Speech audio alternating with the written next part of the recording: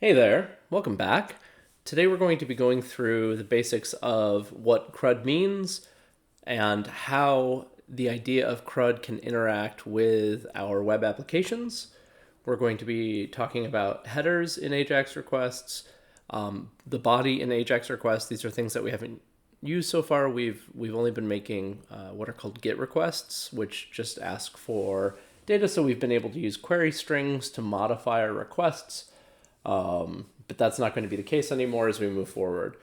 So the idea here is that we're going to be using the JSON placeholder API, which allows you to make all sorts of different requests, not just GET requests.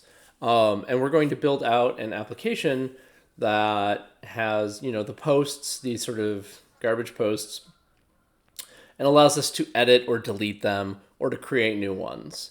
And again, the JSON placeholder API doesn't persist any of our data, but it acts as if it does. And so that will allow us to at least build out an application that feels right, even if the data doesn't change.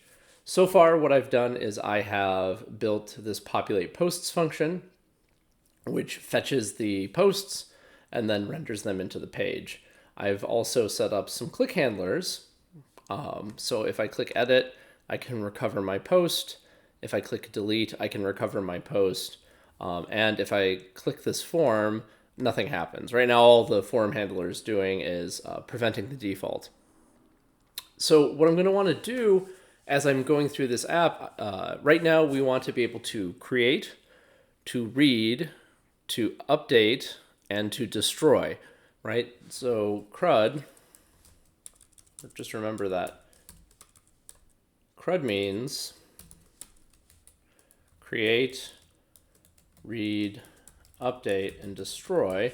And we've already satisfied read, right? We can read the data. It's up here. And I could, if I wanted to, I could create an async function, read posts like this. It doesn't need to take anything because I'm just going to read a post list. And I could take, these lines of code here, and I could update this function, right? So it's a little bit nicer. Try to do this, and then return posts, and then catch error, and then throw error, right? So this is a basic way to get rid of having to see these sort of things, these lines of code, in wherever read post is being called. What I can do now up here, right, is I can replace this with posts equal await read posts. And now that functionality, read post, is available anywhere I want it. Possibly later I want to be able to refresh the posts after I've done a lot of manipulation or something like that. And this is me moving that down into a named function that does the same sort of thing. If there was more complicated stuff I needed to do with the posts before getting them onto the page or anything like that, this would be a good way to do that. So we've got read. We're going to want to create functions for create, update, and destroy. And let's go ahead and just start writing those functions. Async function create post. And that's probably going to have to take a post object or some post data of some sort. We're also going to need another function, update post with the post object and an async function, delete post. And I don't need the whole object for this. For this, I can just use the post ID. And in all of these functions, we're going to want a try block, like this. So I'm going to go ahead and put this in each of these. And then all of these are going to start with some sort of response equals await, fetch, and then a URL. And the URL is going to be similar, right, to this URL, right, because it's all the same resource. And then all of these are going to take a second thing, a second parameter, which is a configuration object. And so I'm going to go ahead and for all three of these, just write my boilerplate like this, right? Which is that all three of these fetch requests are going to require a second thing passed in, which is a configuration object. So creating a post, updating a post, and deleting a post all require some additional information.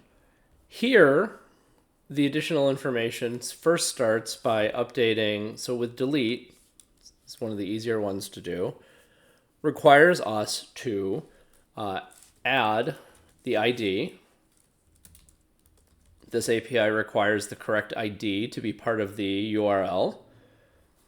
And then we need to set a method. And there are, so in addition to CRUD, right, there are methods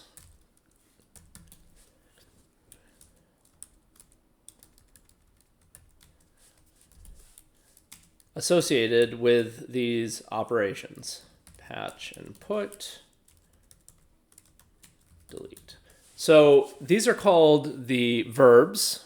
These are sort of the action words or the methods that we use when we are making a request. We attach the correct method unless it's a GET request, and then it's assumed.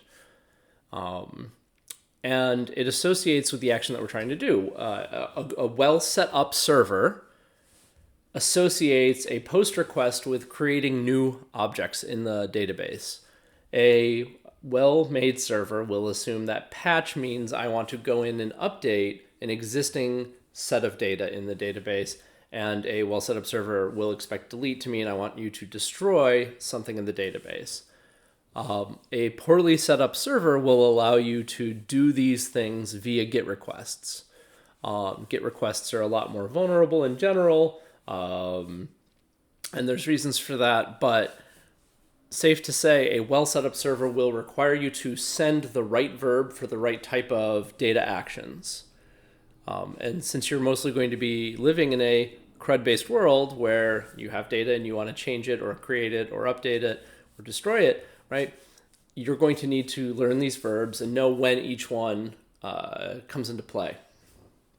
And so down here, if I'm going to destroy a post or delete a post, I'm going to need to send the delete method.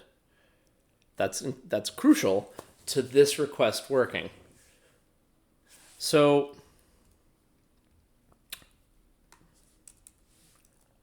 let's go ahead and const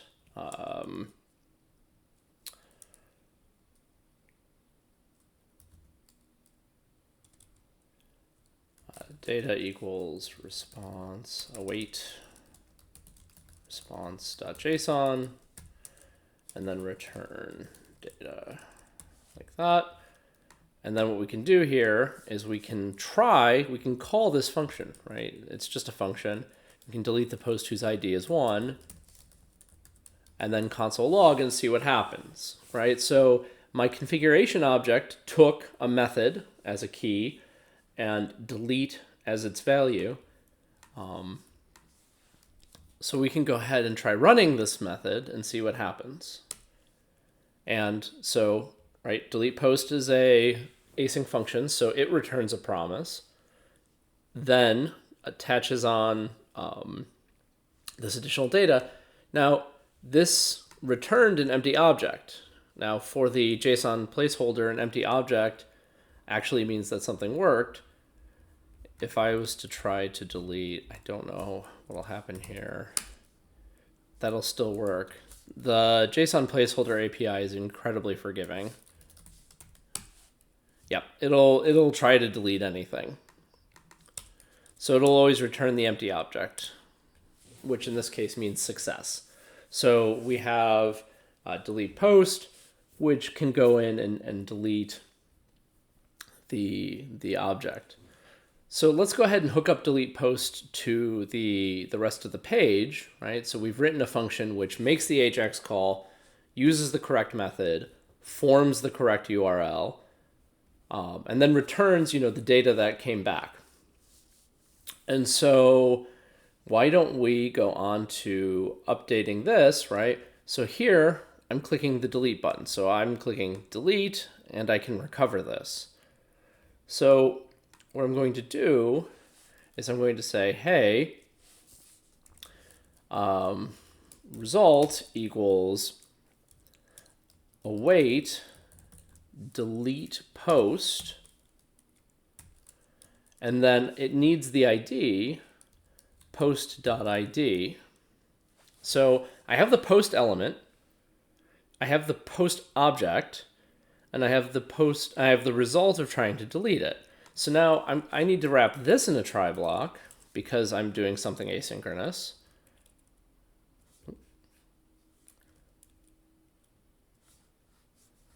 Let me go ahead and move that up. And I also need to change this to an async function because I'm doing something asynchronous.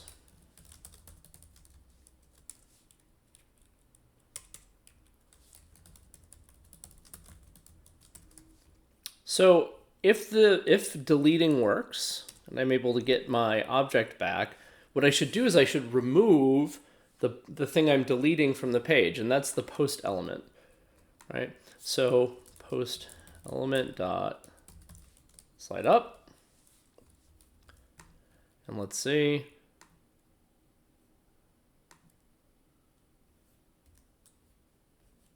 So what is happening? I'm calling delete post. Let's console log inside here really quick.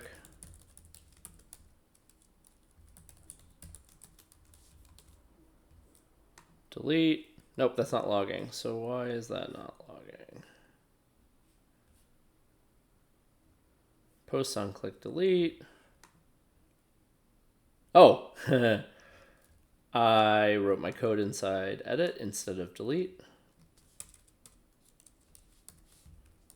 Let me fix that.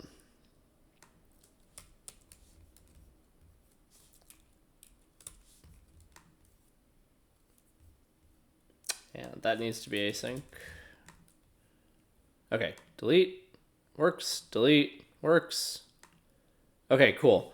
So deleting not only, so in previous applications that we've made, right, when we want to delete something, we've sort of just made it disappear from the page, or we've had to go into our local storage and remove it. So now what we're doing is we're telling the API, hey, please delete this object.